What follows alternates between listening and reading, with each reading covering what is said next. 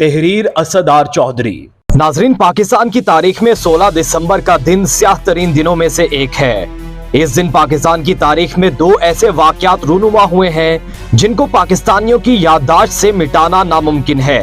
16 दिसंबर 2014 army public school पर हमला और 144 मासूम बच्चों और असातिज़ा को शहीद करना। इस लम्हे दुनिया की हर आंख अश्कबार हो गई थी, लेकिन पाकिस्तान के लिए एक और दिन भी आंसुओं का दिन रहा है, और वो दिन था 16 दिसंबर 1971, जब पाकिस्तान के वजूद से एक हिस्सा अलग होकर बांग्लादेश की शक्ल इख्तियार कर गया। ये पाकिस्तान के तमाम सानेहात से बड़ा सानेहा था। मशरकी पाकिस्तान से बांग्लादेश बनना यकीनन एक तकलीफदा लम्हा था। आज 52 साल गुजर जाने के बावजूद भी इस सानेहे की जिम्मेदारी एक दूसरे पर डालकर सियासतदान और फौज राह फरार की कोशिश करते हैं, लेकिन ये हकीकत है कि बांग्लादेश का बनना पाकिस्तान की एक नाकामी थी। बांग्लादेश की मौजूदा सरहदें 1947 में तकसीम हिंद के मौके पर वजूद में आईं, जब ये पाकिस्तान के मशरकी हिस्से के तौर पर बरतानिया से आजाद हुआ। पाकिस्तान के दोनों मशरकी और मगरबी हिस्सों के दरमियान में 1600 किलोमीटर का फासला हायल था। मुश्तरका मजहब होने के बावजूद पाकिस्तान के दोनों बाजुओं में नस्ली और लसानी खलीज बढ़ती गई, जिसे मगरबी पाकिस्तान की आकबत नाअंदेश हुकूमत ने मजीद वसी कर दिया, जो बिलाखिर 1971 में एक खूनी जंग के बाद शेख मुजीबुर रहमान की क़यादत में बांग्लादेश के क़याम का सबब बनी। जनूबी एशियाई ममालिक में बांग्लादेश के सबसे करीबी ताल्लुकात इंडिया से हैं। सिर्फ तिजारती सतह पर बात की जाए तो दोनों मुल्कों के माबैन 10 अरब डॉलर की तिजारती शराकतदारी है, जो कि जनूबी एशिया में सबसे ज्यादा है। आखिर पाकिस्तान का यह हिस्सा एक मजहब होने के बावजूद क्यों अलग हुआ? इसके पीछे कौन से अवामिल कार फरमा थे? ये जानने की कोशिश करते हैं। बांग्लादेश पाकिस्तान से क्यों अलग हुआ?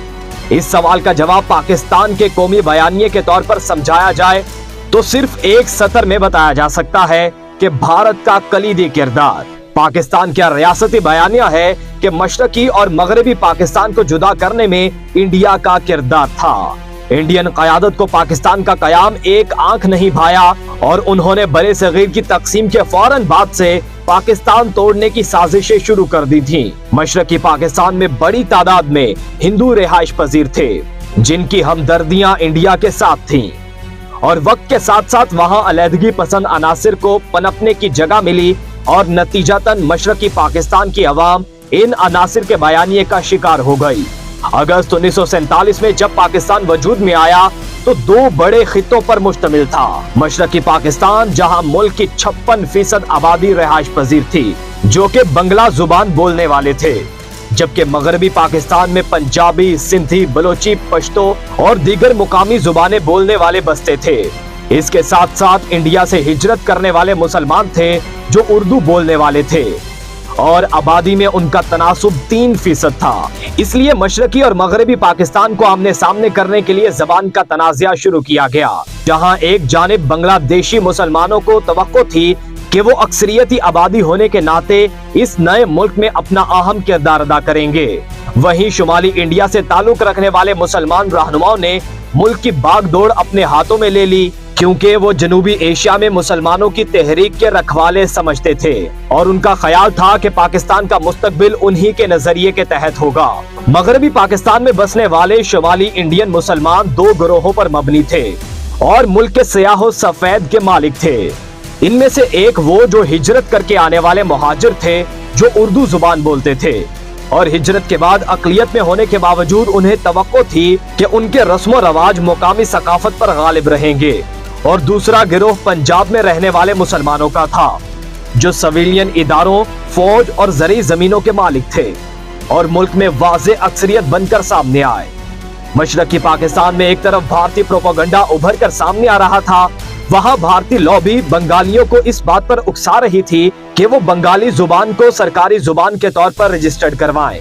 जब फरवरी 1948 में एक बंगाली रुकन असेंबली ने करारदाद पेश की कि उर्दू के साथ साथ बंगला जुबान को भी असेंबली में इस्तेमाल किया जाए, तो मुल्क के वज़ीर आज़म लियाकत अली खान ने जवाब में कहा, पाकिस्तान बड़े सगीर के करोड़ों मुसलमानों के मुतालिबे पर कान हुआ है और इन तमाम मुसलमानों की जबान उर्दू है।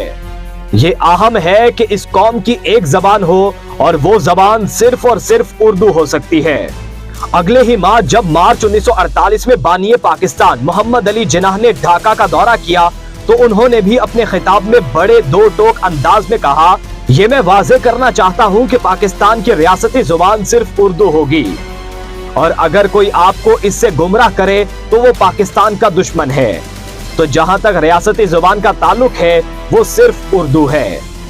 محمد علی جناح نے اس بات پر زور دیا کہ نجی طور پر مشرقی پاکستان میں بنگلہ زبان استعمال ہوتی رہے، لیکن سرکاری طور پر اردو ہی مرکزی زبان رہے گی۔ بنگلہ دیش کی زبان کی تحریک تیز ہوئی تو اس ایشو کو ثقافتی اور حق تلفی کے ساتھ جوڑا گیا۔ مشرقی پاکستان کے لوگوں کے دماغ میں یہ بات ڈالی گئی کہ ان کے ساتھ حق تلفی ہو رہی ہے اور صرف 3% زبان بولنے والوں کو ان پر مسلط کیا جا رہا ہے۔ مشرقی پاکستان کی بنگالی آبادی کے خلاف عدم مساوات اور ہر طرح کا امتیازی سلوک کرنے سے ان کی آبادی میں وہ غم و غصہ تھا جس کا نتیجہ 1971 کی صورت میں نکلا۔ مشرقی پاکستانیوں کے خلاف نسلی نوعیت کے القابات استعمال کیے گئے، انہیں کمزور اور کم درجے کے طور پر دیکھا گیا اور ان کے خلاف نسل پرست رویہ اور بیانیہ بنایا گیا اور کہا گیا کہ ان کی ثقافت ہندو ہے اور اسے پاک کرنا ہے۔ اس سارے پروپیگنڈے کے پیچھے کون تھا؟ یہ بھی ایک سوالیہ نشان ہے۔ یہاں سوال یہ بھی پیدا ہوتا ہے کہ کیا صرف ایک زبان کے مسئلے کو لے کر پاکستان کا ٹوٹنا ناگزیر ہو گیا تھا؟ متعدد محققین اور ماہرین کے نزدیک مشرقی اور مغربی پاکستان کا ساتھ رہنا ممکن نہیں تھا، اور وہ اس بارے میں دونوں خطوں کے درمیان 1000 میل سے زیادہ فاصلے کی جانب سے اشارہ کرتے ہیں، جس کے بیچ میں ایک دشمن ملک موجود تھا۔ دونوں علاقوں میں سیاسی، معاشی اور سماجی تفریق اتنی زیادہ تھی کہ ان کا زیادہ عرصے تک ساتھ رہنا ممکن نہ ہوتا۔ یہ بھی کہا جاتا ہے کہ مشرقی پاکستان کے سیاسی رہنما شیخ مجیب الرحمان کو 1970 کے انتخابات میں فتح کے بعد حکومت مل بھی جاتی تو پاکستان پھر بھی ٹوٹ جاتا۔ شیخ مجیب نے بارہا اس بات کا اشارہ کیا تھا کہ وہ دفاعی بجٹ میں کمی لائیں گے تاکہ مشرقی پاکستان میں ترقیاتی منصوبے شروع کیے جائیں، لیکن ملک کا سب سے طاقتور ادارہ فوج ایسا کرنے کا متحمل نہ تھا۔ مشرقی پاکستان کے الگ ہونے کی ایک وجہ نظر انداز کرنا بھی تھا، یعنی مشرقی پاکستان کے لوگ یہ سمجھتے تھے کہ ان کو نظر انداز کیا جاتا ہے اور وہ مغربی پاکستان کی ترجیحات میں شامل نہیں ہیں۔ پاکستان کی تاریخ کو پڑھا جائے تو اکثر 60 کی دہائی کو پاکستان کی ترقی کی دہائی کہا جاتا ہے، جب فیلڈ مارشل ایوب خان ملک کی بحیثیت صدر قیادت کر رہے تھے۔ تاہم ان کے دور میں مشرقی پاکستان کے ساتھ تعلقات میں مسلسل بگاڑ چلتا آ رہا تھا اور احساس مرحومی بڑھتا جا رہا تھا۔ جب 1965 میں پاکستان اور انڈیا کے درمیان جنگ ہوئی تھی تو اس وقت مشرقی پاکستان میں برائے نام دفاعی سہولیات تھیں، جس میں محض ایک ڈویژن فوج اور 15 سیبر جنگی طیارے تھے، جبکہ مغربی پاکستان سے مواصلات نہ ہونے کے برابر تھیں۔ پاکستان کی دفاعی حکمت عملی مشرق کا دفاع مغرب سے تھی، اور جب انڈیا نے حملہ کیا تو مشرقی پاکستان کے شہریوں کو اندازہ ہوا کہ ان کی حفاظت مغربی پاکستان کے لیے ترجیح نہیں رکھتی۔ اس جنگ کے بعد شیخ مجیب الرحمان نے اپنا 6 نکاتی ایجنڈا پیش کیا۔ اس ایجنڈے میں شیخ مجیب کا کہنا تھا کہ صوبائی خود مختاری اس لیے بھی ضروری ہے تاکہ صوبوں کی اقتصادی ترقی میں یکسانیت پیدا ہو سکے۔ انہوں نے کہا کہ مشرقی پاکستان کی آبادی 5 کروڑ ہے، اس لیے ملک کے دفاع میں بھی اس کا حصہ آبادی کے تناسب سے ہونا چاہیے۔ اس طرح ملک کا اتحاد مضبوط ہوگا، کمزور نہیں۔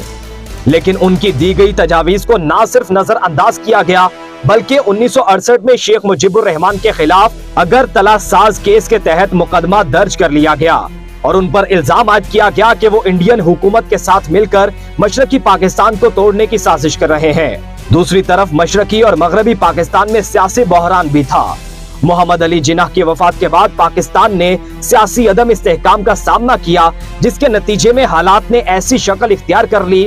پاکستان کے 2 بنگالی رہنما خواجہ نظام الدین اور حسین شہید سہروردی کو بہت کم دور حکومت ملا، لیکن یہ بات لوگ بھول جاتے ہیں کہ 50 کی دہائی میں پاکستان کے دیگر غیر بنگالی رہنماؤں کو بھی زیادہ عرصے حکومت کرنے کا موقع نہیں ملا۔ حکومت پاکستان کا خیال تھا کہ اگرتلہ سازش کیس کی وجہ سے شیخ مجیب الرحمان کی ساکھ کو نقصان پہنچے گا، تو یہ اس کی بھول تھی۔ نہ صرف ان کے حق میں مشرقی پاکستان میں بھرپور آواز بلند ہوئی بلکہ وہ اس خطے کے سب سے اہم اور سب سے مقبول لیڈر بن کر ابھرے اور انہیں بنگا بندھو یعنی بنگال کے دوست کا خطاب ملا۔